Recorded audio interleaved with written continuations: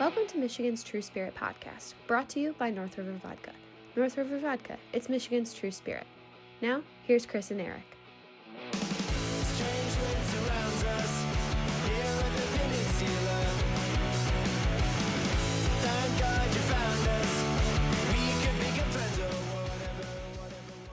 Welcome to the Michigan's True Spirit podcast. I'm Chris. I'm here with Eric. How's it going tonight, Eric? It's spectacular. Every moment's good when you're me, Chris. Come on. Yeah, I've heard that. I've heard that on a podcast before, possibly this one. Eric, what's the most wonderful time of the year? Christmas? Spotify Wrap Day. Oh, yeah. Of course Today was it is. Spotify Wrap Day. We're recording this on Wednesday, December 3rd, and Spotify Wrap came out. I look forward to Spotify Wrap for like 7 days, and then I open it, and it's 3 minutes of joy, and then it's like, oh yeah, wait till next year again. You just see the list, you see the numbers, you're like, yeah, I listened to that. That's pretty cool. But before we get started here into the music part of this episode, which is going to be 97.6% of this episode, we're going all music all the time. It's two guys talking about music tonight. I started listening to podcasts this year, and Spotify Wrap gave me my podcast list. I bet I know which one's on top. Which one's on top? This one, Michigan's True Spirit podcast. On my listening list? Yeah. Actually, I'm going to give a shout out to Matt Derry. My most listened to podcast is Locked On Lions this year. There you go. But the Michigan's True Spirit podcast, which is kind of weird that I listened to it, but I like to listen to it to see how we did and see if I sound like an idiot, worse or less so than the previous week. The Michigan's True Spirit podcast was fifth. How fitting is that? A fifth of vodka. A fifth of vodka podcast. So yeah, Brilliant. This is Michigan's True Spirit podcast. Michigan's True Spirit is the motto for a little tiny vodka brand I own called North River Vodka. We're here to promote that. Yeah. And before we go to break and get into the music, what are you drinking tonight? What are you wearing, Eric? I see your green. I see your green shirt. I got the merch. I got the North River Vodka green t-shirt. Got the Excellent. merch. What am I drinking? I have some bourbon.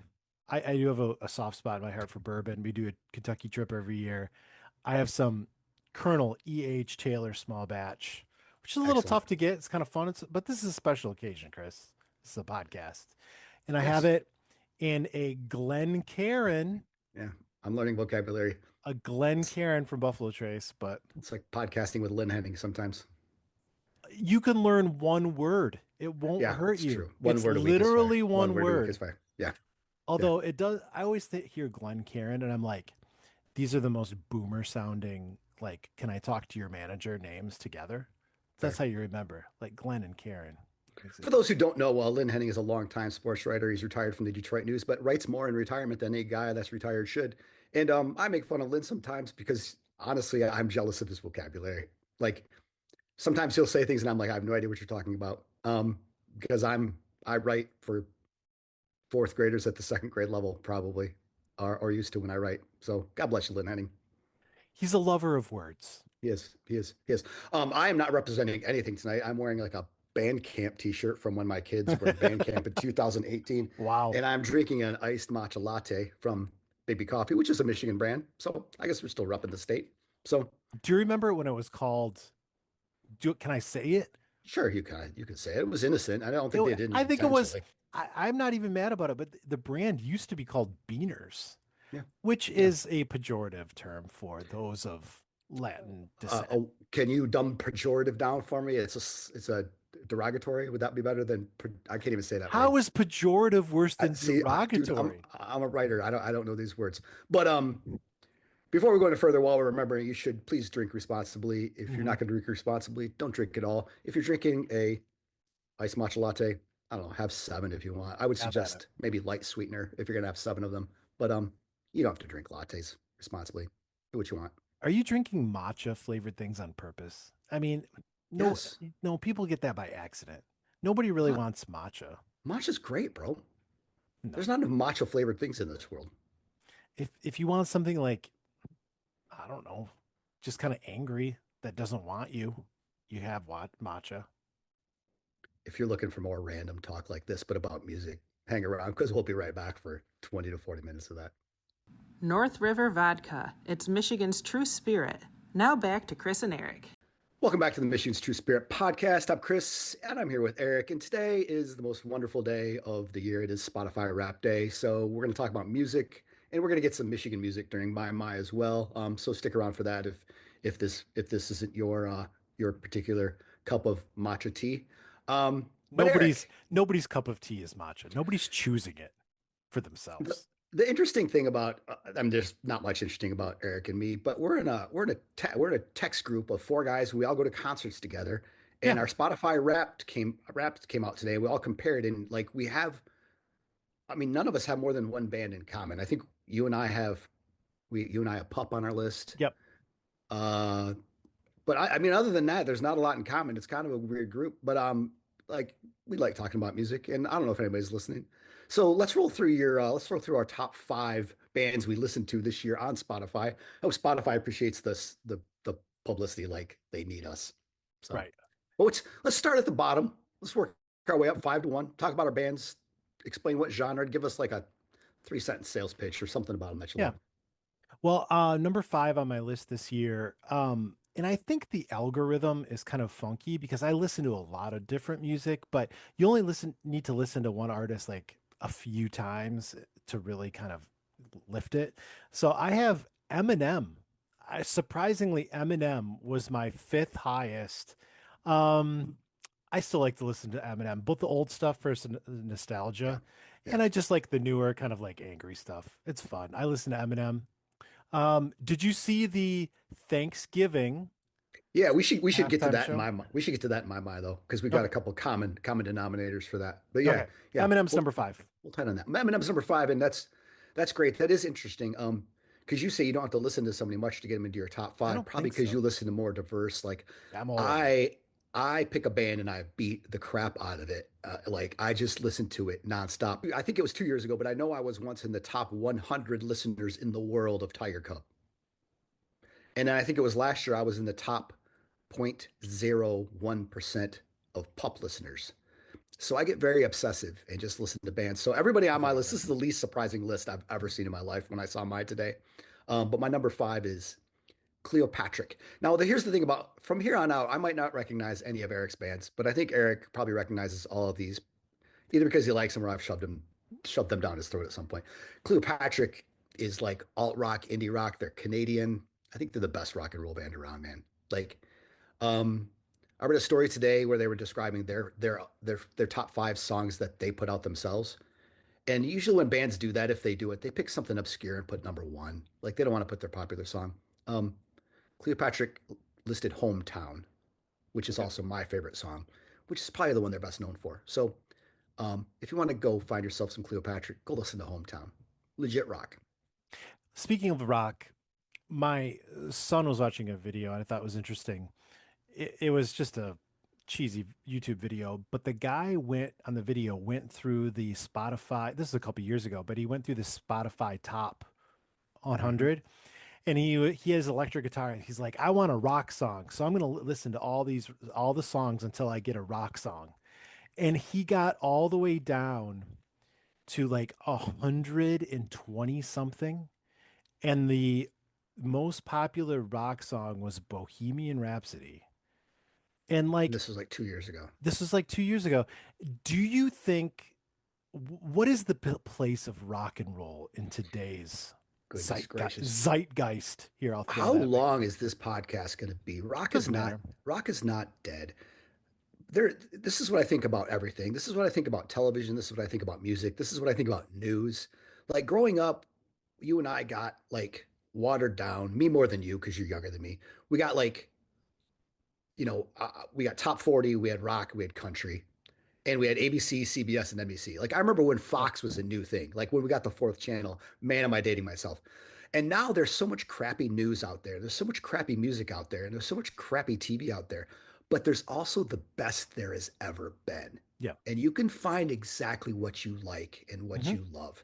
Um, the genres that showed up in my top five today, like bubble grunge. I don't know what bubble grunge is. I think there's one band I listen to. I think that's what shoved bubble grunge into my list. But like I said, like when I grew up, man, it was top 40 or it was classic rock. It wasn't even current rock. It Yeah. was classic rock. We So didn't I have think many there's a options there's back a in the day. place in the world for rock and roll, but Mhm. like the catchy stuff's catchy and people latch onto it and make TikTok videos out of it and beat it to death. Like the most popular music of the past 5 years. If you played it for me, could have 1 billion views, and I would have never heard it. Like that's just not where I live. So I don't know. Rock's not dead. Cleopatra is a great place to start if you're looking for a rock band. Um, they're just awesome.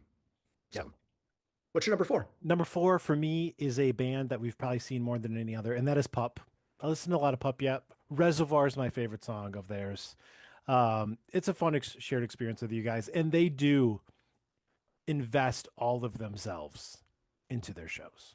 Pup absolutely brings it every Mhm. time. Yep. And back when they started, when they all quit their jobs on the same day and became a band, they were like, this isn't gonna work unless we tour to death. And I And they think they do. played 200 plus shows a few years when they were growing up, when they were growing as a band, and they absolutely do not mail 1 second in, and it's just an absolute ride to see. So that'll make quick work of me when we get to them in a minute. My number four is a band we've seen with Pup, it's Jeff Rosenstock. Yeah. Yep. Jeff Rosenstock is described as indie rock, punk rock, power pop, and it's got a weird touch of ska. Yeah. And he was actually in a band. I think it's called Bomb the Music Industry. That was a ska band. He very anti-corporate, anti-everything. But I will tell you, all the music I listen to in my life, Hell Mode by Jeff Rosenstock might be my favorite album of all time. So Like you push play and guys just let it ride. you guys have talked about Jeff Rosenstock for a long time, and I never really listened to him. And I had this like image in my mind of what this is going to be like. I know where this is Somebody, going. somebody like very kind of dark and serious, had a political point to make and is really He does have that. edgy and all that kind of stuff. So I had this mental model of what Jeff Rosenstock was, and it was kind of dark and badass. But when I saw him on stage, it was like, this is a guy who is not taking himself so seriously. He's enjoying his craft, but he's doing it with a playfulness that I did not anticipate. He's wearing like Adidas shorts, and he Yeah. looks like an accountant who slept in. Like This was, if there is somebody who curates their image, I got every sense that this is a man who does the opposite of that. he's out of craps to give. I remember an interview once with the lead singer of the Replacements, who are my favorite band ever, who are not on this list. And I don't know if you know the song Alex Chilton. Yeah. Mm-hmm. Alex Chilton was this like punk rock god who nobody knew of. Like he was just this obscure, critically acclaimed guy that nobody knew of. And the Replacements put the song out about Alex Chilton. And I remember an interview with Paul Westerberg, and he was like, people ask me about Alex Chilton and they think he's going to be this like punk rock god. And he comes out and it sounds like he's a lot like Jeff Rosenstock, or another one of my favorite accountant looking punk rockers, the lead singer for Pat and the Pissers, who I try to squeeze in every time. Those two guys just absolutely rock for guys who don't look like they they rock at all. So yeah, Jeff Rosenstock. And not being punk rock is very punk rock. Yeah, like do your thing. That's the thing, right? Yep. So what you got at three? Number three for me is Odessa. Odessa, I've I'm seen lost. live. It's electronic. Yeah. It's almost like it's almost symphonic in a way where it's like very deep and rich and layered. I do listen to some music at work, so I don't want like lyrics and a lot of like stuff going on like I'm still Sure. working. But if I just want to vibe out and just have Hmm. good music on, Odessa is still a moment apart. The album by Odessa is I think a masterpiece. I love Odessa. I'm gonna have to give them a try sometime. I think you're selling me on them. So, Give and it one listen. It's not for everybody. If you're looking for like depth of lyrical yeah, poetry or whatever, you're probably not going to get it. But there is a certain emotional depth that they bring, and I think I like them. So listen, if you're listening to this and you're a music fan and you've got like a band that's number one on your Spotify rap, like make a comment and send me a song or a band that I have to listen to. Like I yeah. will give it a try. I'm always looking for cool stuff. So that's what we're doing this whole episode. So if you do that to me, that'd be great too. My number three is Pup. We just discussed. Every one of their albums I love beginning to end. Like very rarely do you have a band like I used to be a huge Arctic Monkeys guy, and then they put that album about the concept album from outer like a space station. Do you remember this album? I don't. Oh gosh, I'm gonna look it up. And I'm like, oh, that's just not my thing. And I kind of got off of them. But every album that Pup put out is awesome. And it's like they're kind of like they're a punk rock Cage the Elephant. Like Cage the Elephant has never put out a bad album. And those are the only two bands that I can think of in the last, 20 years that everything they've put out I've absolutely adored. So Mm-hmm. God bless punk. I mean Pup Yeah. and punk. Sure. Number two for me, I think this is influenced by my son because I listen with him and he's big into it right now, and that is Gorillaz. Gorillaz, I don't know, are you familiar with them? I'm They're familiar with the Grills for one song. I can't tell you the name of it, but you know what I'm talking about. Clint Eastwood, probably. Yeah. Maybe another. I think I know another one, but everybody Yep. knows Clint Eastwood. Even if Yep. you don't think you know Clint Eastwood, you do. You do. So it's kind of fascinating.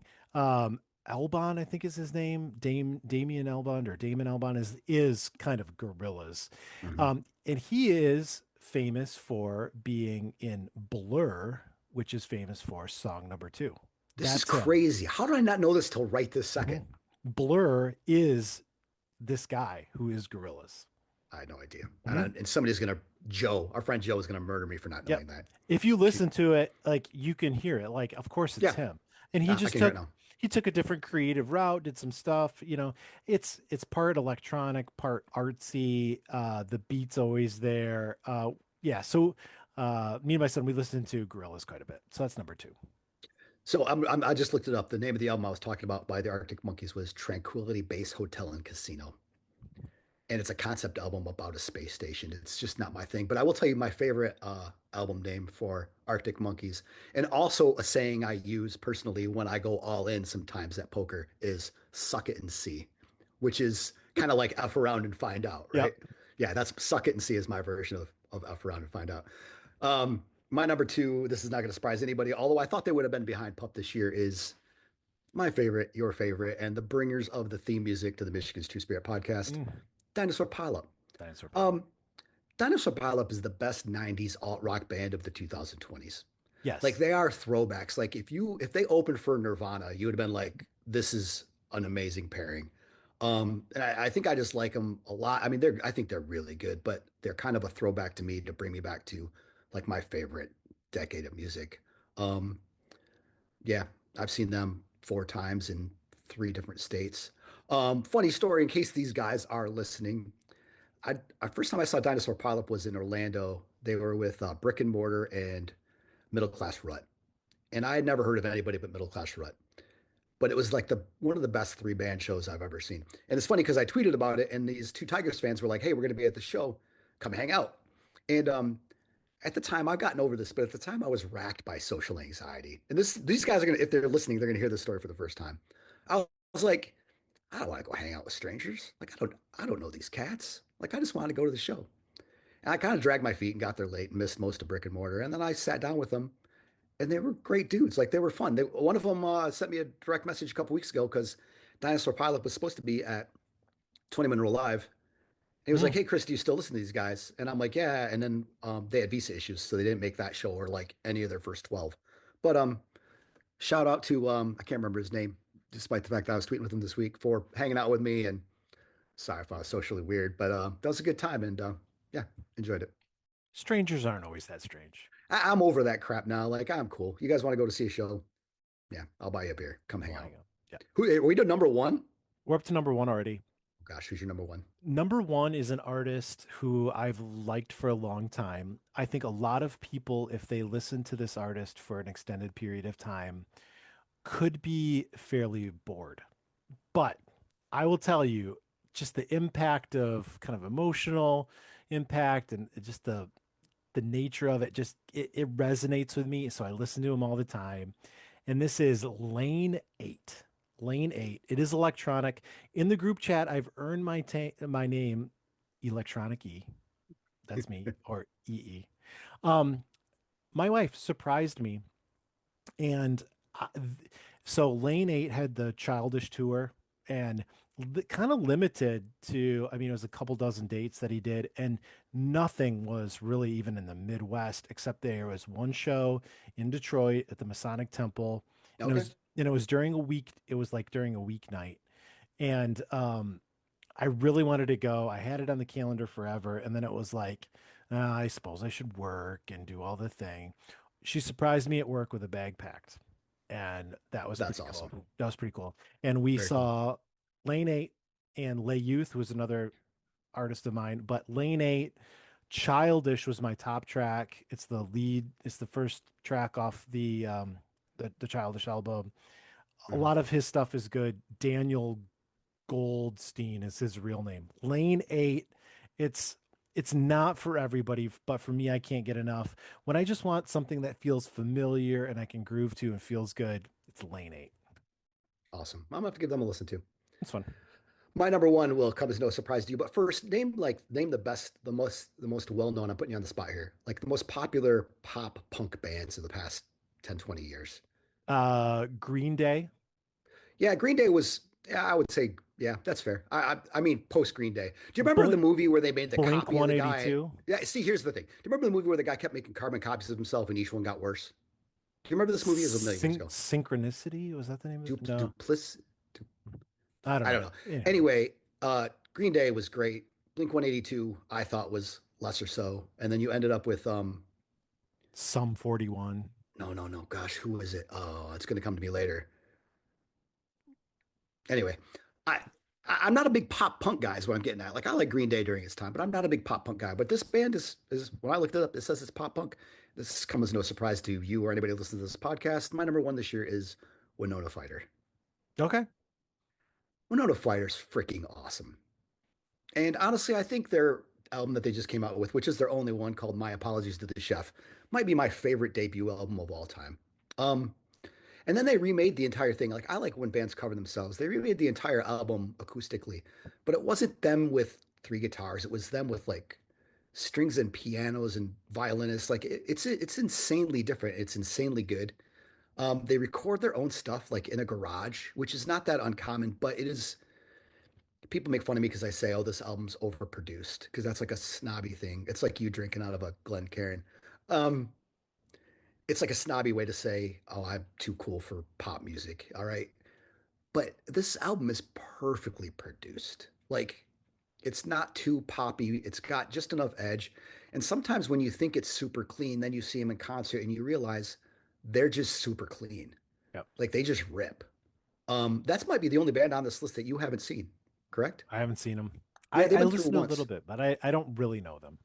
I'm in the top 0.04% of worldwide listeners of Winona Fighter, according to Spotify Wrapped. And if you know Paramore, do you know Paramore?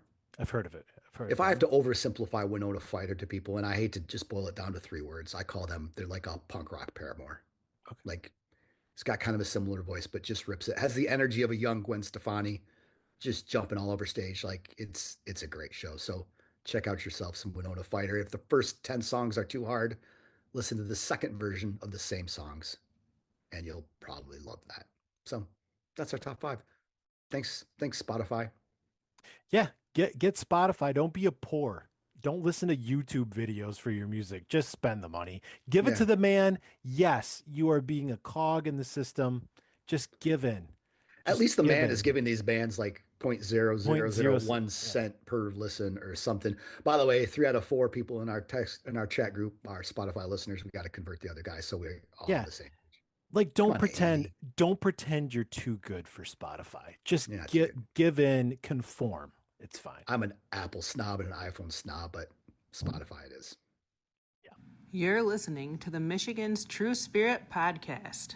Welcome back to the Michigan's True Spirit podcast. This is a segment we like to call short for My Michigan. And with our all music, all Spotify, all bands we like listening to theme, we're just going to roll right through that and talk about bands, musical acts from Michigan that we love. This is kind of like our own Spotify wrapped, but just out of our brains and stuff that we really enjoy. So I'll make the first nomination. I don't know how you can talk about music in Michigan in the last 30 years without mentioning Eminem. We don't need to go. Everybody knows Eminem. We probably don't need to dwell on that for too long. But I love me some Eminem. You love yourself some Eminem. I, Is there I anything to add? you know, I think it's so true that there's a certain age in your life where you're coming of age and whatever music is the soundtrack to some of those young formative experiences kind of just always sticks with you. And for me, like college years, Eminem burst on the scene and just kind of the I don't care, screw you, and just the vocal kind of and lyrical cleverness of it all made you smirk at everybody. And I think those kind of, regardless of the genre, I think that's always been true. Whether it was Elvis, whether it was, glam rock, just that little bit of screw you at a time where you need some of that, I think it'll always resonate. And for me, it was Eminem. Yeah, I'm a little older than you. So as I said earlier in the show, like 90s alternative was my thing. I was in Yeah. my 20s. I got out of college and lived alone and had MTV, and I just binged on 90s alt rock. But when Eminem came out, like, how could you miss it? Like, I remember the first video coming out and being like, I don't know what the hell this is, but it's awesome. hmm Of course, Thanksgiving Day, the football game, we got to see Jack White. And he was recently inducted into the Rock and Roll Hall of Fame. Actually, to be more precise, the White Stripes were inducted into the Rock and Roll Hall of Fame. And I think the whole saga with the White Stripes is incredibly fascinating because at the time, Jack White said, "Oh, this is Meg, the drummer. This is my sister." Mm-hmm. And I don't know if I just wasn't thinking at the time or I was dumb or naive, but I was like, "Oh, okay, yeah, that's his sister. Who, big deal." But I guess it was not that big of a secret that they were a couple and they were married. And I just didn't get it at the time. And I find it fascinating too that like people really have historically dogged on Meg White for like her imprecise or bad drumming or whatever. But the White Stripes, what they were able to achieve, regardless of her talent level, it freaking worked. Maybe Jack carried it or whatever, but there was a snapshot in time where the White Stripes just slapped and made amazing music together. And it seems like just a quintessential Michigan creation. So, and I got to see it at the halftime show. I thought they did a really fantastic job of reconciling and mixing together what Jack White can do and what Eminem could do. I thought it was pretty good.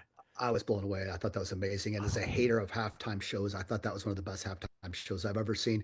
Part of it is also, but because they let them like plug in their instruments and actually play them. Yeah, I think either that or they were doing a great job of scamming us. But at the faking it. Super Bowl, it's like, you know, Red Hot Chili Peppers are up there and Flea's jumping around like a crazy man with a guitar that's not plugged in. It's just not authentic to me. But that halftime show was just gritty, and that It was well that done. song, that mashup was Hel- amazing. Hello Operator with Lose Yourself, like it Oh kind my of, gosh, yeah, and yeah. they weren't trying to like blend them. They were like kind of each doing their thing, but it worked. You can tell that they put like some time and rehearsal into it to really make it work. I thought it was really well done. Yeah, it was great. I could do without the people jumping around in unison who That clearly seemed rehearsed fake. how to jump around. No, that's at Like every halftime show. that's You just let yeah, people let 100 fans onto the thing and let them act like fans. But anyway, I'm really quibbling now. Jack White is probably the guy who I think is he's so much more talented than I give him listens, if that makes sure. sense. Yeah. Like I don't often put Jack White stuff on, but I love him, and I've never seen him live, which is an absolute shame. Like some of the obscure stuff, like I just looked the song up. Do you know the song "Ain't That Lonely Yet"? Mm-mm. No. So it was a White Stripes song, which I wasn't even aware of because I stumbled on it. He did a concert at like the Grand Ole Opry with like country singers and Mm-hmm. strings, and he did that song with a female artist who God, I recently sent it to you guys because I would go see her. It's the first time I'd heard of her, and I'm blown away. But yeah, we should put all this music in the episode description. That version of "Ain't That Lonely Yet," and quite possibly the best storytelling song of my lifetime, I think, is "Carolina Drama," Mm. which I also don't think it's rock and tour song. The studio version is okay. The live versions that you can find online are stunning. It's funny.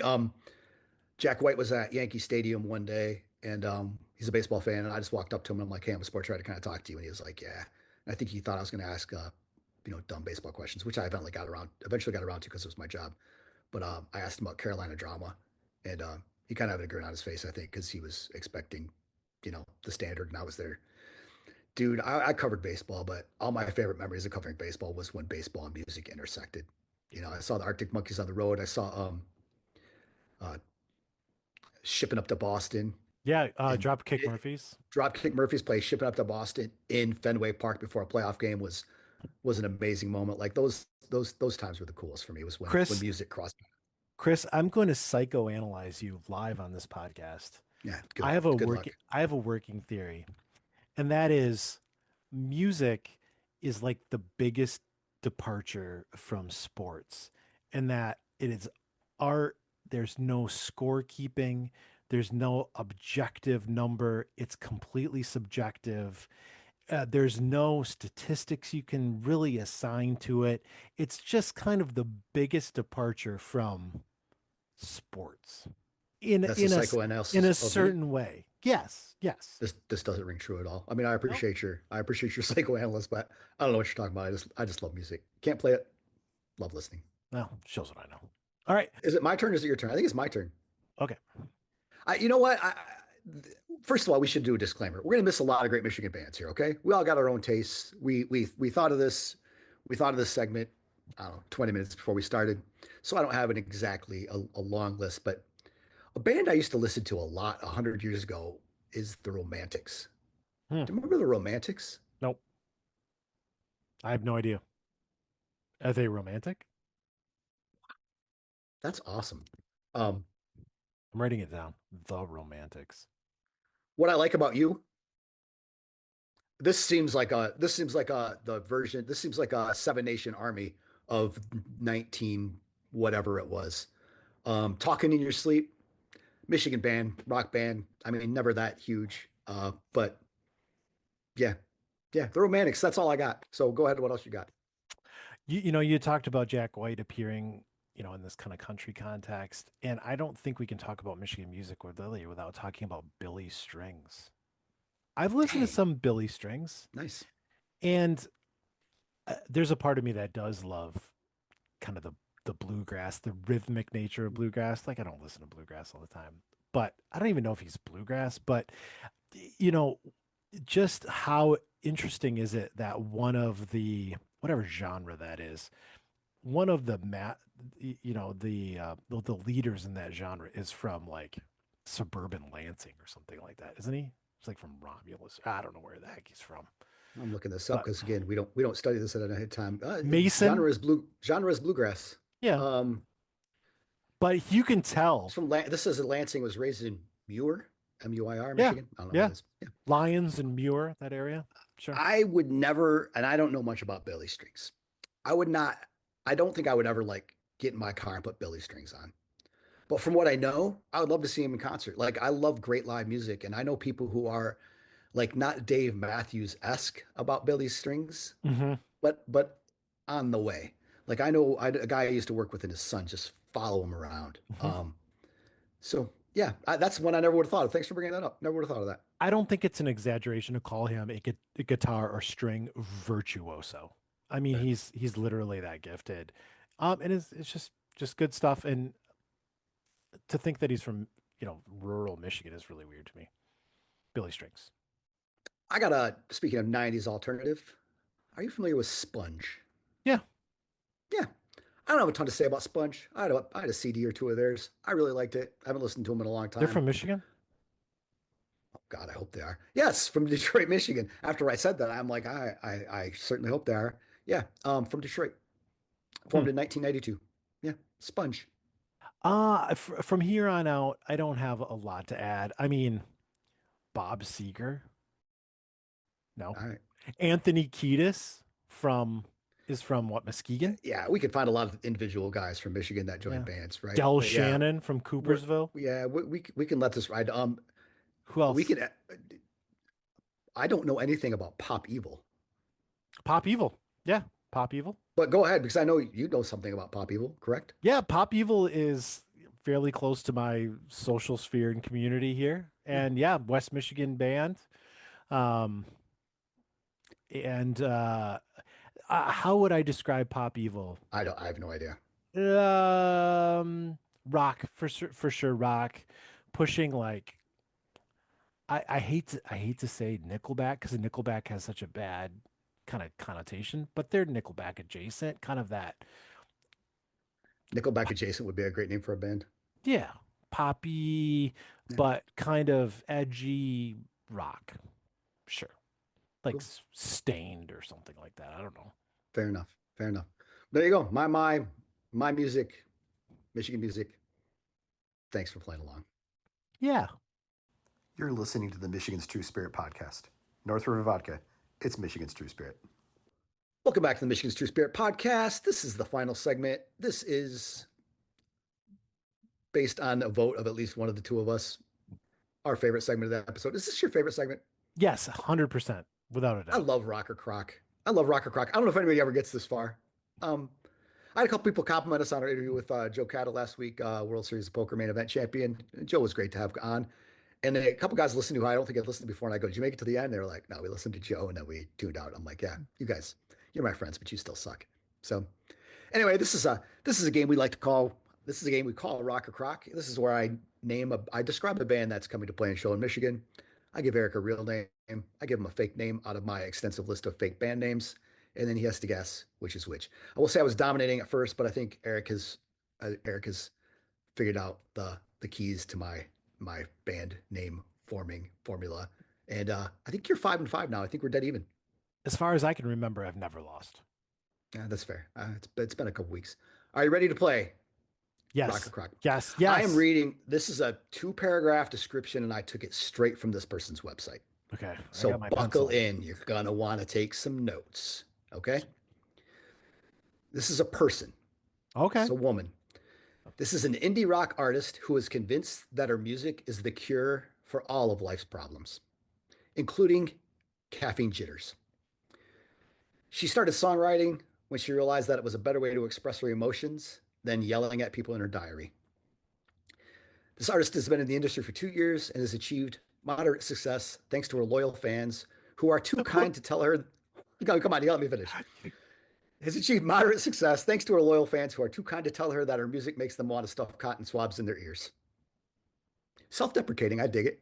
Okay. Despite this artist continues to write and perform, fueled by her unwavering belief that the world needs more songs about early 20s angst, which cannot be true. Do you remember the Cracker song? That's almost that's like needing more podcasts with two middle-aged white men. There's a great Cracker song, Teen Angst, and it says, what the world needs now is another folk singer like I Need a Hole in My Head. Yep. The last thing we need is another artist to sing about early 20s angst. Yep. The market has been cornered by everybody. One more sentence, and then we'll go to the questions. Her music has been described as a cross between one thing and another. I'll let you get a big drink in before I said that because I thought you might do a spit take, which may explain why she has yet to be taken seriously by anyone other than her dad. Aw. Oh, self-deprecating. Shout out to Dad. Love self-deprecation. There's nothing better than self-deprecation. Are you ready to play Rock or Crock? Yes. Is this band called Finding Emo? Okay. Or is this band called Sock Jock? Okay. Finding Emo is unquestionably terrific and clever. She is self-deprecating.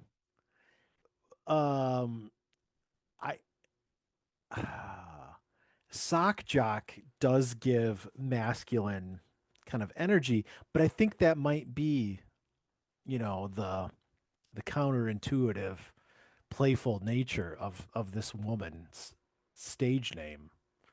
Finding Emo just to me sounds too punny and clever for this woman to put on because she's talking about early 20s angst.